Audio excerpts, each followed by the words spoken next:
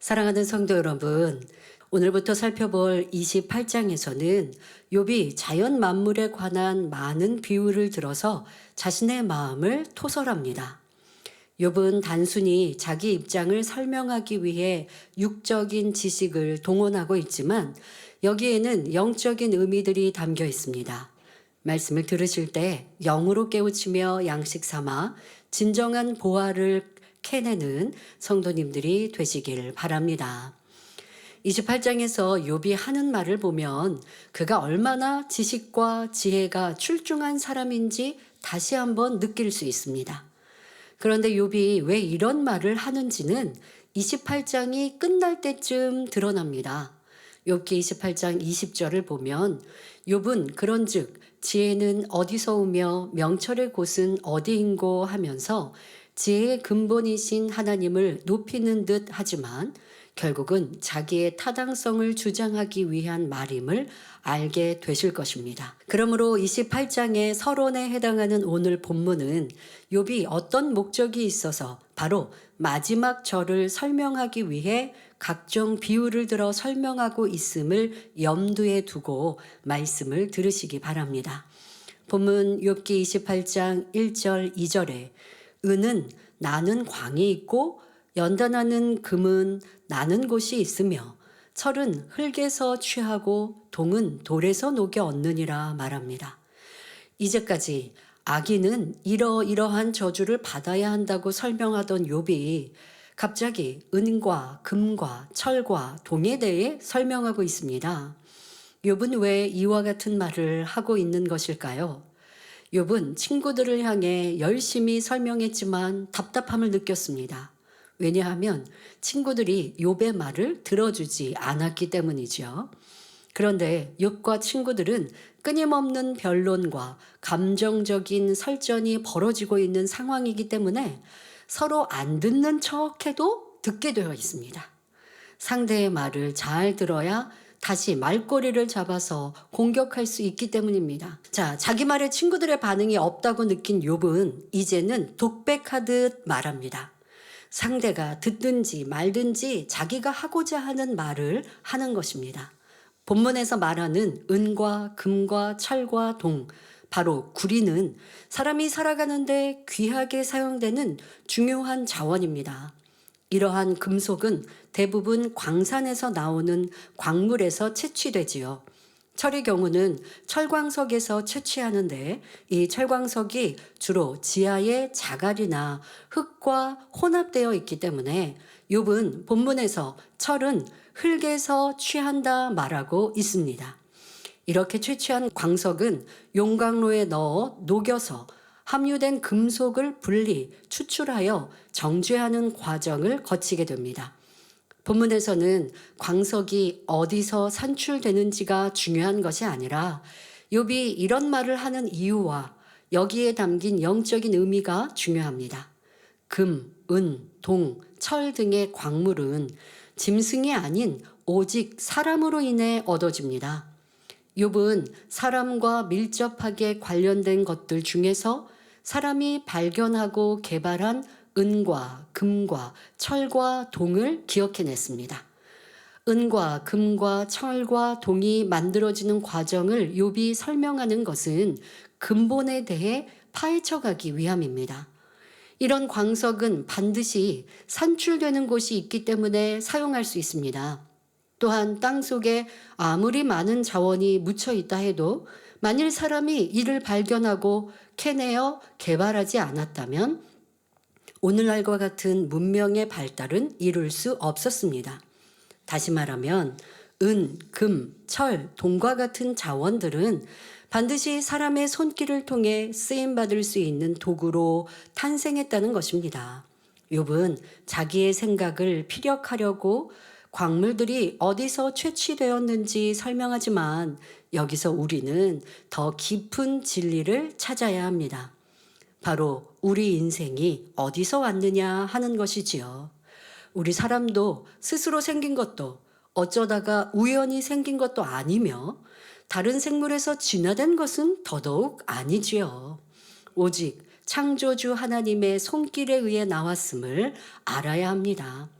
바로 창조의 근본이 되시는 하나님을 바로 알아야 합니다. 세상에는 우주 만물이 어디서부터 나왔고 이를 주관하시는 분이 누구신지, 참신이 누구신지를 모르기 때문에 헛된 것을 쫓으며 방황하는 사람들이 많습니다. 만물의 영장이라 하면서도 삶의 목적과 가치가 무엇인지를 깨닫지 못해 자기 마음대로 살아가는 사람이 많지요. 진정 가치 있는 삶을 영위하려면 먼저 자신이 어디서 와서 어디로 가고 무엇 때문에 이 땅에 살아가는지를 알아야 합니다. 그러면 우리는 어디서 왔다가 어디로 가는 존재입니까? 창조주 하나님께서는 성경을 통해 사람을 지으신 목적을 정확히 알려주고 계시는데 바로 하나님과 사랑을 주고받을 참 자녀를 얻으시기 위함입니다. 물론 하나님 곁에는 로봇처럼 순종 잘하는 수많은 천군 천사가 있습니다. 그러나 아무리 성능 좋은 로봇이라도 사랑스러운 자녀를 대신할 수 없듯이 하나님께서는 중심에서 우러나는 사랑과 자유의지 가운데 순종하는 자녀, 마음을 나눌 수 있는 참 자녀를 얻기 원하셨습니다. 그래서 하나님께서 하나님의 형상을 따라 직접 사람을 만드셨고 코에 생기를 불어넣어 주셨습니다.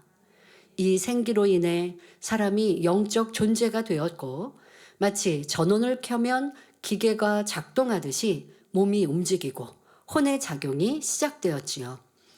창조주 하나님께서는 남자에게는 생명의 씨인 정자를, 여자에게는 난자를 주고 자녀를 낳을 수 있도록 하셨습니다.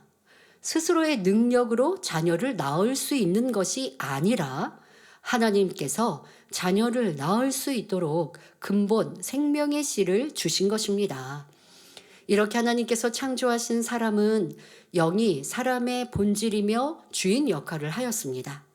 그러나 첫사람 아담이 범죄함으로써 영은 죽고 혼이 주인 노릇을 하게 되었고 그러다 보니 자신이 어디서 왔고 어디로 가는지를 모른 채 스스로 존재하는 것처럼 살아갑니다. 더더욱 이 혼을 주관하는 것은 원수마귀 사단이거든요. 그러니 원수마귀 사단은 사람을 만드신 창조주 하나님을 믿게 하거나 하나님께로 인도할 리가 없죠.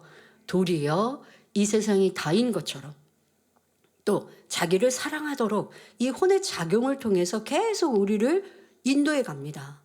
그러니 혼이 주인된 사람은 내가 가야 할 바를 알지 못하고 이 세상에서 정처 없이 살아가게 되고 점점 죄악으로 물들게 되는 것이죠.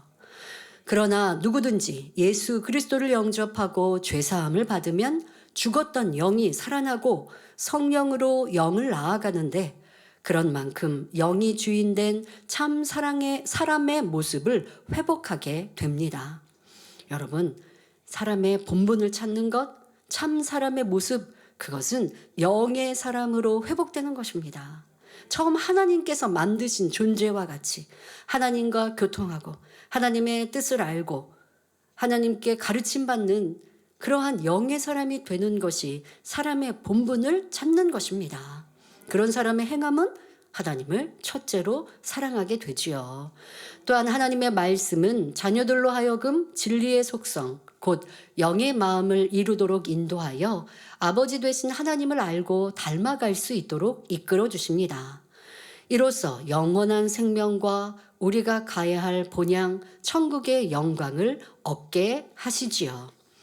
이처럼 창조주 하나님께로부터 와서 장차 하나님께로 돌아가야 할 존재임을 깨달은 사람은 영원한 천국의 소망을 두고 참된 행복을 얻고자 살아갑니다.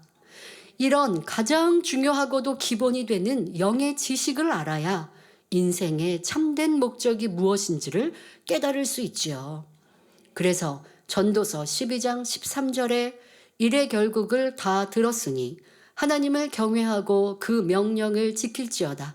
이것이 사람의 본분이니라 하신 말씀처럼 진정 하나님을 경외하고 그 명령을 지켜 행함으로 사람의 본분을 되찾을 뿐만 아니라 만물의 영장으로서 가장 가치 있고 행복한 삶을 영위하게 되는 것입니다. 여러분들이 영의 사람이 되어져 보십시오. 이 땅에 먹고 입고 갖고 누리는 것, 그것은 그냥 우리가 살아가는데 필수 좀 조건으로 어느 정도인 것이지 더 부여하고자 더 권세 있고자 바라지 않는 것이죠. 혹여 반대로 가난하다 한들 천국에 소망이 있으니 행복하고 기쁜 것이고, 여러분 이런 참된 행복, 아버지 하나님이 주시는 행복, 내 마음의 선과 진리가 채워질 때 가져지는 행복, 이것을 알아야 합니다. 그렇지 않으면 세상 사람 보세요. 크고 넓은 집을 소망하여서 얻었다 한들, 내가 그곳에 이사를 가보세요. 이사 갈 집, 큰 집으로 이사 갈 수 있었어요. 그러면 여러 날은 기쁠 수 있어요. 그런데 그런 날들의 시간이 조금 지나고 나면 또 행복 없어져요. 그러니까 육의 것으로 만족하고 행복하고자 하면 채울 수 없는 것이 우리 사람의 마음입니다. 왜요? 사람에게는 원래 영이 주인이었기 때문에. 가장 중요한 주인이 빈자리가 되어지니 이래저래 무엇으로 채워도 점점 허전해질 수밖에 없는 것이죠. 그런데 육의 것을 채우고 만족하려 했다가 너무 행복해, 즐거워. 그런 성도들도 가끔 보면 있죠. 그런데 이내 불행해지고, 그러니 점점 더 쾌락으로 세상으로 빠져들어서 이제 사망의 길로 가게 됩니다. 그런 어리석은 자가 되어서는 아니 되겠습니다. 자, 욥은 이어서 사람이 은, 금, 철, 동과 같은 지하 자원을 캐내는 과정을 설명합니다. 욥기 28장 3절 4절에 사람이 흑암을 파하고 끝까지 궁구하여 음해와 유암 중에 광석을 구하되 사람 사는 곳에서 멀리 떠나 구멍을 깊이 뚫고 발이 땅에 닿지 않게 달려내리니 멀리 사람과 격절되고 흔들흔들 하느니라 말합니다. 흑암은 몹시 어두운 암흑을 말합니다. 끝까지 궁구한다는 것은 깊이 연구에 들어가는 것으로 현재 진행형을 나타냅니다. 음해란 구름이 하늘을 덮였을 때 어두운 것처럼 침침한 것을 말합니다. 또 유암이란 그윽하고 어둠 침침한 것을 말하는데 이는 음해보다 더 깊은 땅속의 어둠을 의미합니다. 욥은 지혜롭기에 친구들을 깨우쳐 주기 위해 흑암을 설명할 때도 굳이 음해와 유암으로 세분하여 표현하는 것입니다. 흑암은 모든 어둠을 총칭하는데 이 흑암을 땅 위에서는 음해로, 땅 아래에서는 유암으로 구분하고 있습니다. 욥은 사람이 흑암처럼 어두운 땅속 깊은 곳에서 끊임없이 궁구하고 발견하여 은과 금과 철과 동을 얻어낸다는 것을 설명하고 있습니다. 사람들은 광석을 캐내어 지속적으로 연구한 결과 금속, 에너지, 건축 재료 등 다양한 용도로 개발하였고 이로 인해 문명의 발전을 가져올 수 있었습니다. 그러나 이렇게 과학이 발달되었어도 이러한 광석을 얻기 위해서는 찾고 캐내는 수고가 있어야 합니다. 또 얼마나 많은 위험을 감수해야 하는지요. 더구나 욥이 살던 시대는 지금처럼 장비가 좋지 않았습니다. 우선은 자원이 있는 광산으로 가야 하므로 대부분 집을 멀리 떠나야 합니다. 이런 수고를 표현하며 욥기 28장 3절 4절을 말한 것입니다. 다시 읽겠습니다. 지금 설명을 여러분들이 들으셨으니까 본문이 더 쉬워지셨죠. 사람이 흑암을 파하고 끝까지 궁구하여 음해와 유암 중에 광석을 구하되 사람 사는 곳에서 멀리 떠나 구멍을 깊이 뚫고 발이 땅에 닿지 않게 달려내리니 멀리 사람과 격절되고 흔들흔들 하느니라 말합니다. 자, 참 잘 표현했죠. 네. 자, 여기서 격절된다는 것은 서로 사이가 떨어져서 서로 사람의 사이가 떨어져서 연락이 끊어짐을 말합니다. 자, 예를 들어 석탄을 캐내려면 밧줄로 몸을 묶고 땅속 깊이 파고 들어가야 하기 때문에 자연히 사람들과 멀리 떨어지며 몸이 줄에 매달린 채 흔들거리게 되지요. 특히 옛날에는 이런 방식으로 석탄을 캐다가 탄광이 무너지는 경우가 많았습니다. 그래서 사람들이 생매장되는 안타까운 일도 종종 있었지요. 각종 기술과 장비가 발달한 오늘날도 광물을 캐는 일은 매우 위험한 작업이므로 안전관리가 절대적으로 필요합니다. 성도 여러분, 지금까지 욥이 말한 내용의 육적인 의미를 설명했습니다. 하지만 본문에서 중요한 것은 영적인 의미를 찾는 것입니다. 사람이 살아가는데 필요한 광석은 깊은 땅 속에 들어가 캄캄한 어둠 속에서 얻는 데 반해 우리가 창조주 하나님을 만나려면 어둠이 아닌 빛 가운데로 가야 합니다. 여기서 빛은 하나님 자체이며 하나님의 말씀을 의미합니다. 즉 우리가 진리인 하나님의 말씀과 사랑 가운데 살아갈 때 하나님을 만날 수 있다는 것입니다. 예수님은 제자들에게 요한복음 11장 9절 10절에 낮이 12시가 아니냐, 사람이 낮에 다니면 이 세상의 빛을 보므로 실족하지 아니하고 밤에 다니면 빛이 그 사람 안에 없는 거로 실족하느니라 말씀하셨습니다. 낮은 빛이 있는 시간으로서 빛이 가장 밝은 때가 낮 12시입니다. 그런데 영적인 참 빛은 우리 주 예수님이십니다. 그러니 우리가 예수 그리스도 안에 살아갈 때 하나님께서 항상 함께 해주시며 영혼이 잘됨 같이 범사가 잘 되는 축복을 주시는 것입니다. 사람이 금, 은, 철, 동을 얻기 위해서 얼마나 많은 수고를 하며 어렵고 힘든 과정을 거쳐야 합니까? 이렇게 육적인 것을 얻기 위해서도 땀 흘리는 작업이 필요한데 하물며 영적인 것, 영원한 천국을 얻기까지 수고가 없겠습니까? 내 안에 비진리를 발견하고 버리기 위해서 자기라는 육의 존재가 깨어지고 죽어지기 위해서는 반드시 연단이 필요하지요. 그러니 우리는 나를 변화시키는 연단을 기쁨으로 받을 수 있어야 합니다. 그 연단의 방법은 여러 가지가 있습니다. 어떤 경우 여러분들의 삶의 어려움, 아니면 대부분의 많은 어떤 큰 죄로 인한 연단이 아니라면, 큰 죄로 인한 연단은 질병이나 사고나 위험, 이런 시험 환란으로 오게 되고요. 우리의 마음 그릇을 넓히고 우리 안에 육신의 생각, 육신의 일들, 더 선과 사랑으로 덕으로 이루지 못한 이런 부분들, 아버지 하나님의 마음을 닮아가기 위한 변화의 시간은, 그때 오는 연단은 사람과의 관계에서 옵니다. 때로는 저 사람이 나를 오해해서 내 안에 슬픔이 임하기도 하고, 어떤 경우는 나에게 뒷말하는 말을 통해서 내 안에 서운함이 있기도 하고, 내가 충성하고 수고했는데 알아주지 않고 도리어 책망을 들음으로 내 마음이 힘들어지기도 하고, 여러 가지 이러한 사람으로 오는 연단의 형태가 있습니다. 때로는 내가 어떤 사람의 말로 상처를 받기도 했고, 이러한 것이 여러분을 변화시킬 수 있는 때입니다.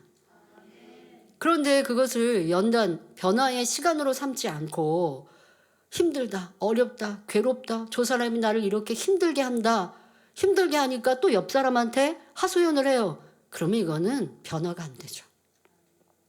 예를 들어 내가 지적을 받든 권면을 받든, 지적받을 게 있어서 받으면 감사한 일이지, 내가 지적을 받았는데 그 사람이 나를 세게 지적했어요. 그러면 그건 불평할 일이 아니잖아요. 지적받지 않을 일에 지적을 받아도 감사해야 하는데, 지적받을 게 있어서 지적을 받고 권면받을 게 있어서 권면받았는데 난 그게 상처가 됐어요. 그래서 너무 힘들어. 이걸 보통 뭐라 그러냐, 스스로 시험 든 거예요. 그러니까 시험을 지금 하나님이 하시는 게 아닌데 자기 혼자 그냥 감정으로 시험 들어버렸어요. 어리석죠. 하나님의 연단이 아닌 거예요, 이런 부분은. 그리고 이런 어려움을 도리어 이런 어려움으로, 힘듦으로, 괴로움으로 받아버리면 그는 연단을 통한 변화를 얻을 수가 없습니다. 연단은 변화자라고 오는 것인데, 그렇지 못하고 제자리 걸음하면 참으로 어리석지요.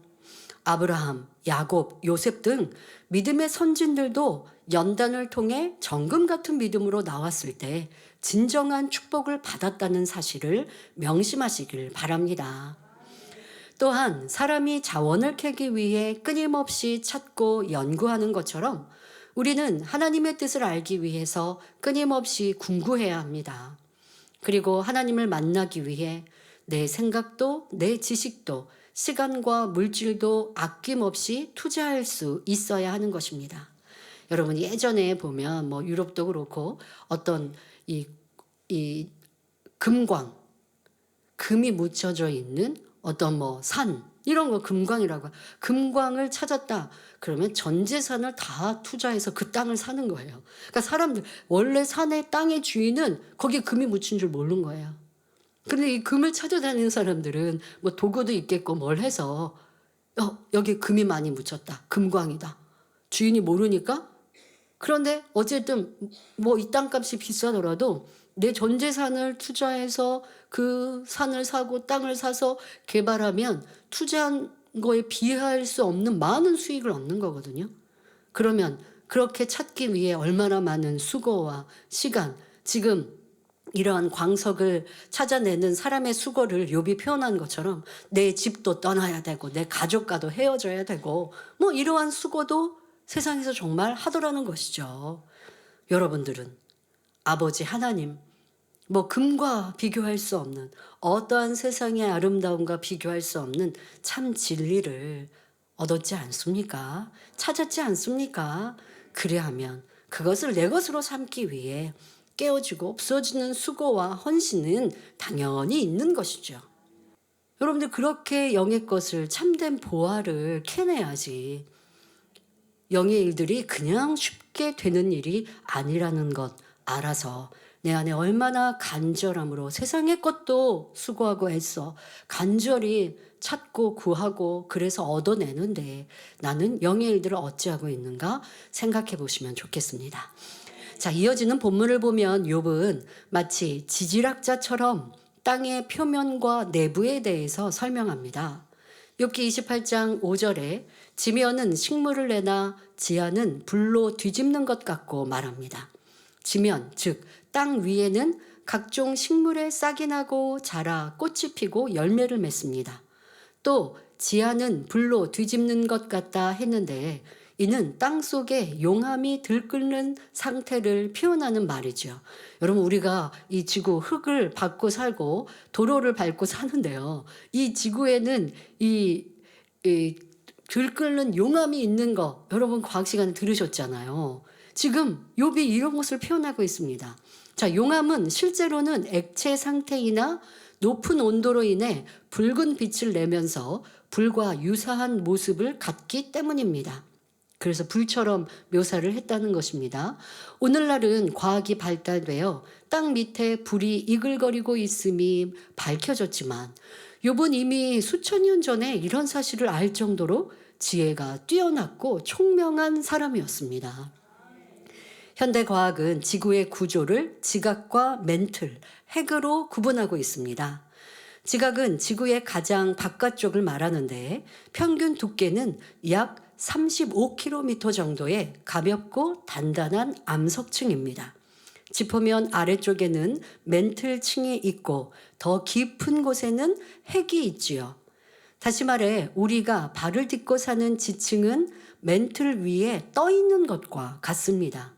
이 멘틀의 온도는 지상에 가까운 최상부가 약 500도이며 핵과 경계면인 최하부는 무려 5000도나 된다고 합니다. 지각 변동으로 때로는 곳곳에 화산이 폭발하기도 하는데 이때 1000도씨 이상의 뜨거운 용암이 분출됩니다. 지구의 온도는 태양 에너지에 큰 영향을 받지만 땅속의 용암도 지구의 열을 유지하는 데 중요한 역할을 하며 이로 인해 식물들이 땅 위에서 싹을 내고 자랄 수 있는 것입니다. 이처럼 지구는 창조주 하나님께서 사람이 살기에 가장 적합한 환경으로 창조하셨습니다. 여러분 우주 안엔 지구 말고도 다른 행성들이 많이 있지 않습니까? 그런데 지금까지 연구한 결과 우주에 비행선을 또 띄워서 연구한 결과 사람이 사는 행성은 없어요. 왜? 하나님께서 이 지구에 인간 경작을 하셨고 그 인간 경작을 위해 지구라는 것을 이렇게 세밀하게 그 핵이 있고 멘틀이 있고 그리고 지구가 땅으로 암석으로 덮여 있는데 가장 밑에는 이렇게 뜨거운 불이 이글거려도 우리 지구상 이 여러분을 땅을 밟을 때 열감이 느껴지십니까? 뜨거움이 느껴지십니까? 그렇지 않죠. 그런데 그 핵이 또 이 멘틀이 있음으로 인해 지구에 운영되는데 도움이 되는 것이에요. 창조주 하나님의 역사인 것이죠. 어떻게 이 지구가 뚝딱뚝딱 만들어졌으며 우리 사람이 진화로 만들어졌다고 하는 것이 참 이해되지 않는 주장인 것이지, 하나님의 창조라고 생각하면 모든 것이 얼마나 쉬운데요.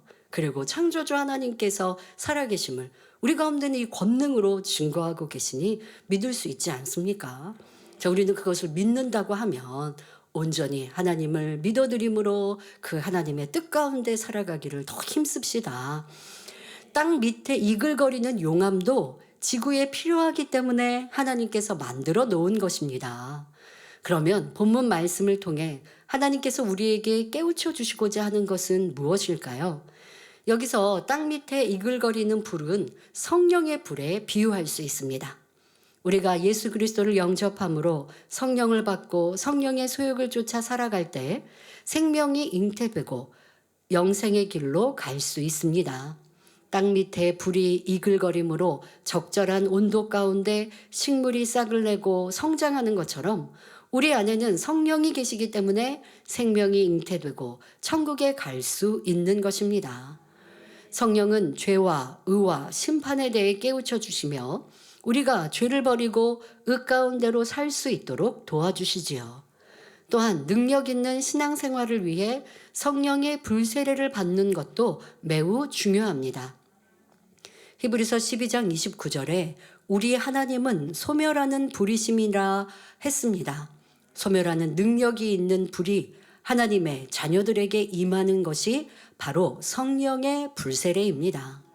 우리가 성령의 불세례를 받으면 온몸이 뜨거워지고 질병의 근원이 태워지며 어둠의 세력도 그 힘을 잃고 물러갑니다. 또한 사람의 마음에 있는 죄성과 세상을 사랑하는 마음이 태워지고 스스로의 힘으로 할 수 없는 것도 할 수 있는 힘이 주어지지요. 불세례는 하나님의 능력의 차원이기에 반드시 믿음의 행함이 있어야 받을 수 있습니다. 그만큼 진리 가운데 행해야 하며 하늘 보좌를 움직일 수 있는 불같은 기도와 중심의 찬송의 향을 날마다 쌓아야 하지요. 이러한 행함 있는 믿음으로 나아갈 때 성령의 불이 임해 죄성이 버려지고 질병 등 갖가지 문제가 해결됩니다. 더 나아가 성결을 이루고 권능받은 참 자녀가 되어 많은 영혼을 구원의 길로 인도할 수 있습니다. 그러므로 성도 여러분도 기도에 힘써 성령의 불세례를 받아 더욱 충만한 신앙생활을 하시기 바랍니다.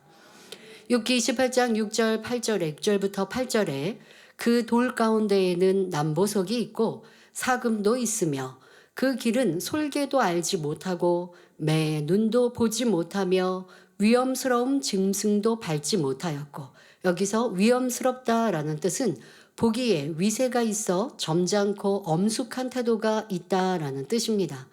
자, 사나운 사자도 그리로 지나가지 못하였느니라 말합니다. 그 돌 가운데에는 남보석이 있고 사금도 있으며 한대로 돌 중에는 금이 함유된 돌이 있는데 이를 금광석이라고 합니다.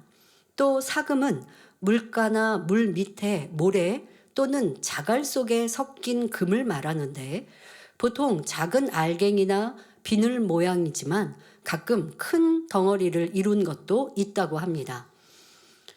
그래서 이렇게 물가에서 금을, 그러니까 그런 나라들이 있습니다. 여러분들 어디 뭐 내과에 가가지고 금 있나 이렇게 찾으시면 그건 시간 낭비이고요. 이렇게 뭐 사금이 있는 그런 지역들 같은 경우는 인력을 이용해서 뭐 이런 흙, 이런 모래 이런 곳에서 금을 찾아내려고 하는 이러한 뭐 모습들도 영화나 이런 데서 보셨을 것 같습니다. 사람들은 금광맥을 찾아 금광석을 캐내기도 하고 돌 속에서 사금을 찾기도 하며 남보석이나 홍보석, 다이아몬드 등 각종 보석들을 채취하기도 합니다. 이는 사람이 짐승보다 시력이 좋거나 힘이 세서가 아니지요. 솔개나 매는 시력이 뛰어나서 높은 창공에서 땅 위에 있는 작은 동물들까지 볼 수 있습니다. 멀리 창공을 날아가다가 땅 아래 먹잇감이 보이면 그 먹잇감이 뭐예요? 토끼. 토끼는 그나마 큰 거죠. 뭐 쥐. 이렇게 조그만 쥐. 이런 것도 하늘 높은 곳에 이 매 이런 것들이 낮은 곳에 날지 않는 거 아시죠? 하늘 중에도 높은 창공에서 날아다니다가 땅 아래 이런 어떤 바위 이런 데에 그 조그만 짐승이 있는 것. 자, 이것을 발견하고 땅 아래 먹잇감이 보이면 쏜살같이 내려와서 강한 발톱으로 낚아채어 공중으로 날아갑니다. 그런데 이런 무서운 새라 할지라도 돌 속에 있는 보석은 알 길이 없습니다. 자, 이 말씀을 영적으로 우리에게 적용해 보면 성령께서 영안을 열어주시지 않으면 눈이 있어도 구원의 길을 보지 못하는 것과 같은 이치입니다. 또 위험스러운 짐승이라 할 수 있는 호랑이, 사자, 코끼리, 곰도 돌 속에 사금이 있는지 금이 있는지 알 길이 없고 그 돌을 찾을 수도 없습니다. 설사 금이 있는 것을 안다고 해도 인간이 생명처럼 귀중하게 여기는 것임을 알 수가 없지요. 금은 변함이 없다는 특성 때문에 동서고금을 막론하고 사람들로부터 많은 사랑을 받아온 귀금속입니다. 그런데 하나님의 말씀이 기록된 성경에는 금덩어리와 비교할 수 없는 무궁무진한 보배가 보화가 담겨 있습니다. 구원과 영생은 물론 천국의 영광, 이 땅에서 필요한 모든 복을 받을 수 있는 길이 제시되어 있지요. 그래서 천국은 밭에 감추인 보화와 같고 좋은 진주를 구하는 장사와 같다 말씀하셨습니다. 그러나 이 보화는 세상 사랑하는 마음으로 눈이 가려지면 볼 수 없습니다. 영안이 열리지 않으면 볼 수 없고 영의 귀가 열리지 않으면 들을 수 없지요. 그러니 우리 성도님들, 이 말씀 안에 여러분들은 보화를 찾으셨다면 영안이 열린 것이죠. 우리가 보통 말하는 영의 세계를 보는 영안이 열렸다는 의미와 또 다른 의미로 진리를 들을 때에 깨닫고 아멘으로 받을 수 있는 것 또한, 구원의 길을 아는 것 또한, 천국이 믿어지는 것 또한 영안이 열렸다 작은 의미로 설명합니다. 그러한 여러분들은 참으로 복받으신 분들입니다. 사람의 지식이나 권세, 명예, 돈으로도 이 보화를 캐낼 수 없습니다. 오직 성령의 도우심으로 마음문을 열고 예수 그리스도를 영접하고 진리를 받아들일 때 얻을 수 있는 것입니다. 아무리 값진 보화가 숨겨진 밭이라도 그 값을 지불해야 자신의 소유가 되듯이 우리도 악은 모양이라도 버리고 진리 말씀을 행하는 것이 천국의 보화를 소유할 수 있는 비결이지요. 욥은 공중에 있는 솔개나 매도, 짐승의 왕 사자도 그 외 어떤 위험스러운 짐승일지라도 아름다운 것을 발견할 수가 없고 만질 수가 없다 말하고 있습니다. 그런데 우리 사람은 어떻습니까? 맹금류처럼 뛰어난 시력도 없고 사자나 호랑이처럼 날카로운 발톱도 없지만 그들에게 없는 특별한 것이 있지요.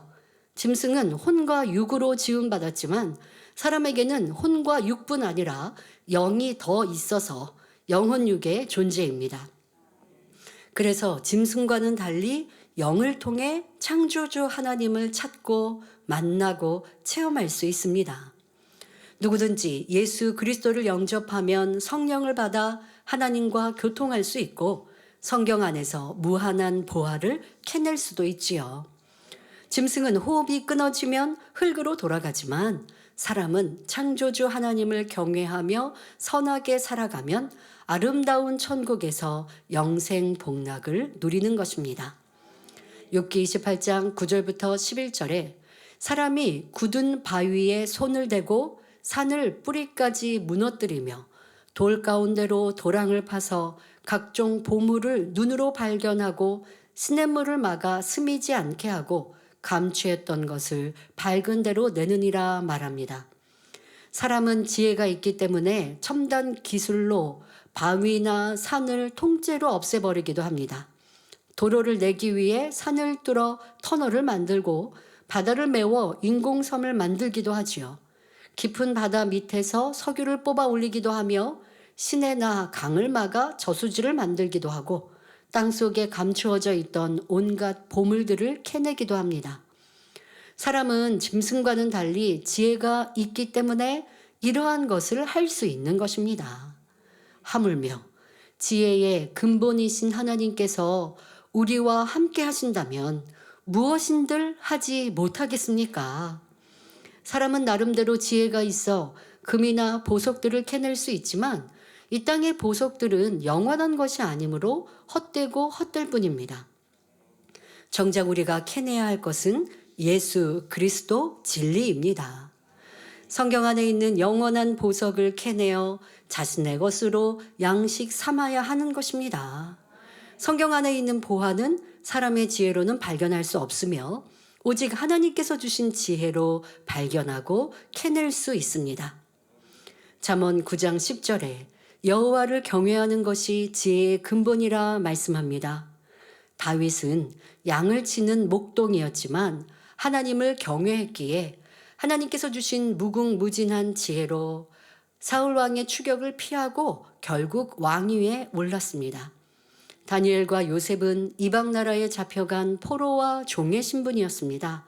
그러나 어떤 상황에서도 하나님을 경외함으로 하나님의 법을 지키며 정도를 좇으니 위로부터 뛰어난 지혜와 명철이 임했습니다. 큰 나라의 총리로서 영육간에 자질을 두루 갖추니 왕과 백성들의 인정을 받고 사랑도 받았지요. 오늘날도 마찬가지입니다.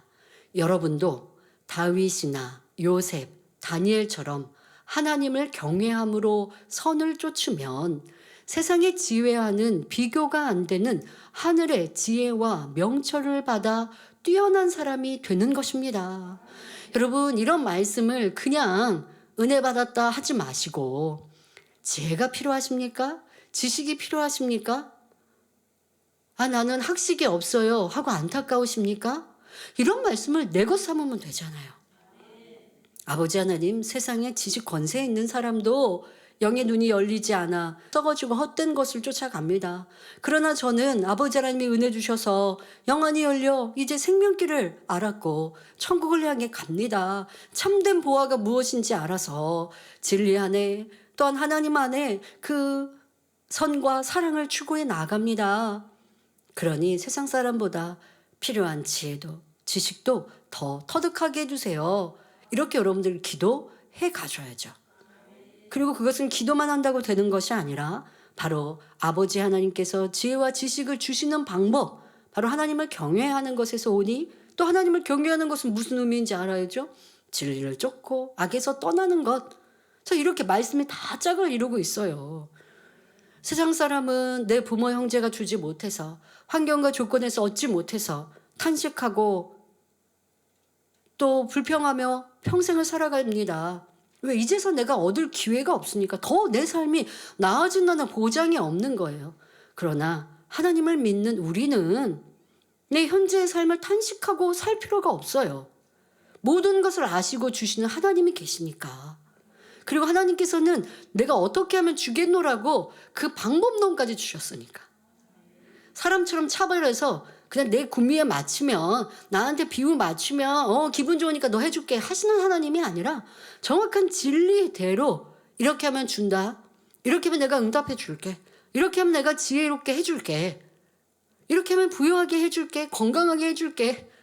그렇게 길을 다 알려주셨어요. 그러니까 그 길을 우리가 찾아서 가면 되는 거예요. 그런데 지혜, 지식이, 학식이 없어서 탄식하면서 지혜의 근본이신 하나님께 매어 달리지 않고 하나님이 주시겠다 해도 구하지 않고 그 하나님을 믿어드리지 않고 원망하고 불평하고 힘들어하며 살면 되겠습니까? 그리고 하나님께 구한다 하면서 하나님을 사랑하지 않고 세상을 바라보고 세상 짝하면 어찌 하나님께 구한다고 응답받겠는지요.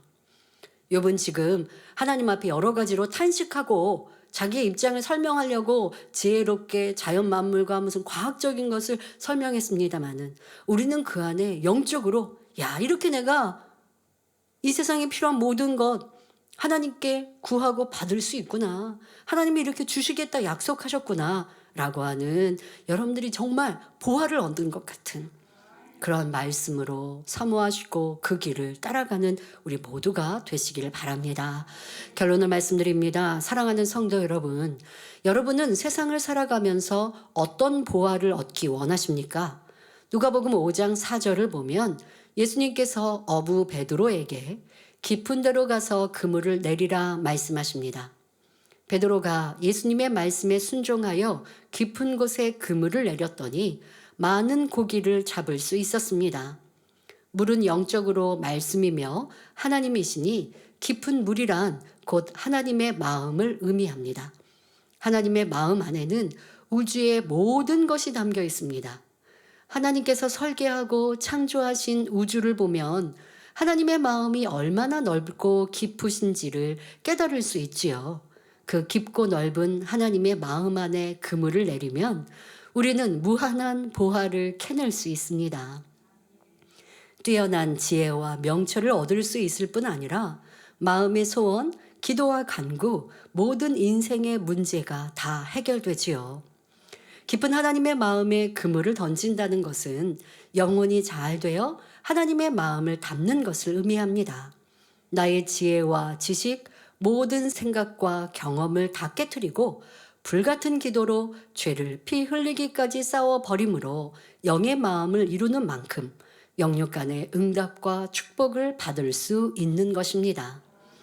그러므로 우리 성도님들은 하나님을 경외함으로 악은 모양이라도 버리고 하나님의 깊은 마음에 그물을 내려 진정한 보화를 얻으시기를 주님의 이름으로 축원합니다. 할렐루야. 전능하신 사랑의 아버지 하나님, 이 시간 기도받는 모든 성도님들을 위해 안수하여 주옵소서.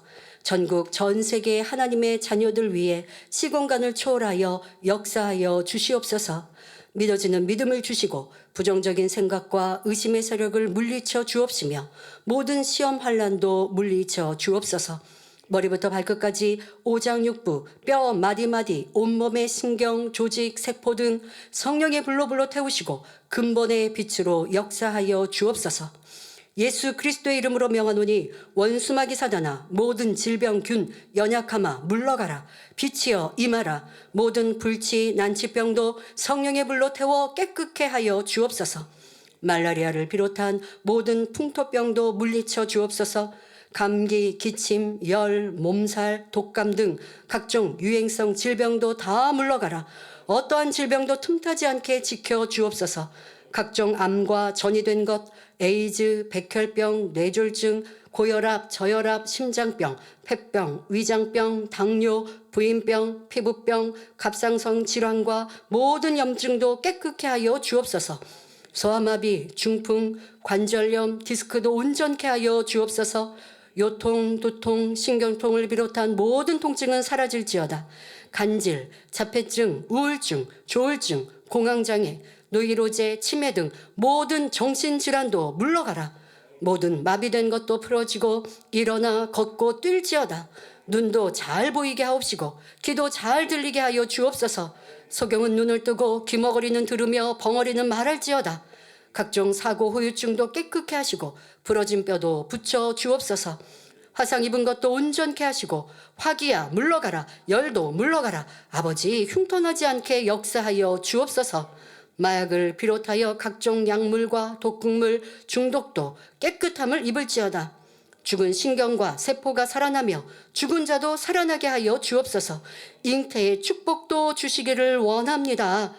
예수 그리스도의 이름으로 명하노니 원수마귀 사단아, 하늘 공중권세 잡은 악의 영들아 물러가라. 그의 사자들도 물러갈지니라. 이 땅의 악한 영, 더러운 영, 거짓되고 간사한 영, 이간질하고 미혹하는 모든 어둠들은 물러가라. 모든 흉악의 결박을 풀고 어둠아 물러가라. 빛이여 임하라. 아버지 하나님, 부르짖어 기도할 수 있는 능력을 주시고 죄를 버리고 성결될 수 있는 능력을 주옵소서. 영혼이 잘됨같이 범사에 잘되게 하시고 가정의 복음화도 이루어 주시기를 원합니다. 한 주간도 모든 사고와 재앙으로부터 지켜주시고 불통이 없는 형통한 삶을 살 수 있도록 축복해 주옵소서. 성령의 불담으로 천군 천사와 주님의 불꽃 같은 눈동자로 모든 하나님의 자녀들과 가정, 일터, 사업터를 지켜주시기를 원합니다. 학생들에게 지혜와 명철을 더하시고 공부할 수 있는 뜨거운 마음과 열정도 더하여 주옵소서. 마음과 생각을 세상에 빼앗기지 않도록 지켜주시고 하나님을 뜨겁게 사랑하는 학생들로 축복하여 주시옵소서. 하나님의 자녀들이 먹으나 마시나 입으나 무엇을 하든지 하나님 앞에 영광 돌리는 삶이 되게 축복하여 주시기를 원합니다. 나는 하나님을 만났노라, 체험했노라, 응답받았노라, 축복받았노라 간증하는 입술이 되게 역사하여 주옵소서. 아버지 하나님 감사합니다. 홀로 영광 받으옵소서. 우리 주 예수 그리스도의 이름으로 기도하옵나이다. 아멘.